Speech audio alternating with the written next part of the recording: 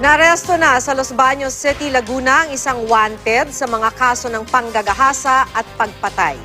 Kabilang daw sa mga biktima niya ang isang batang babaeng 8 taong gulang noong 2014. Makibalita tayo kay John Consulta, exclusive.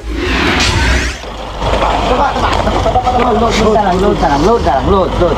Pagkatapos ng 2 taong pagtatago, bumagsak sa kamay ng Los Baños Police ang 43 taong gulang na suspect na si Albert De Castro. Si De Castro ang tinuturing na 4th most wanted personality sa Los Baños. Miyembro umano siya ng De Leon Robbery at Carnapping Group.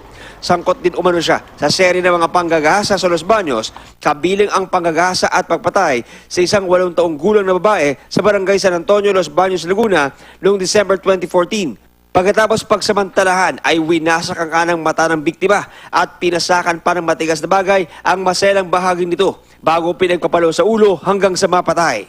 Naging susi sa pagtukoy sa suspect ang nakitang kwintas sa crime scene na ayon sa ibang mga naging biktima ay pag-aari ni De Castro. Pag nakita mo yung mga picture nung sa pinakita sa atin ng ng binigay ng Soko, kasi yung photographer natin. So, of course, magkakaroon ka ng emotion na maawa ka dun sa biktima. Nitong December 24, 2015, tinangka na naman umano ng suspect na mambiktima ng isang grade 9 student sa Los Baños pero nakatakas ito. Sa aming panayam sa suspect, mariin niyang itinanggi ang binta. Ang masasagot ko lang po, hindi po totoo yun. Naharap sa kasong rape with homicide ang suspect at iba pang patong-patong na kaso. Pwede po sila pumunta sa police station dito sa atin sa Los Baños para mapagsampan ng kaso.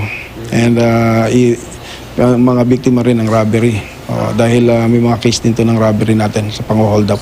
John Consulta, GMA News.